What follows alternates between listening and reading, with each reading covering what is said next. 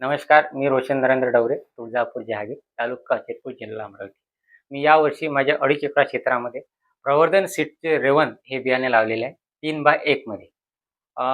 यावर्षी मला 2.5 एकरामध्ये आजची तारीख 17 फेब्रुवारी 2026 पर्यंत 35 क्विंटल कापूस आलेला आहे आणि अजूनसुद्धा माझी कापसाची वेचणी चालू आहे.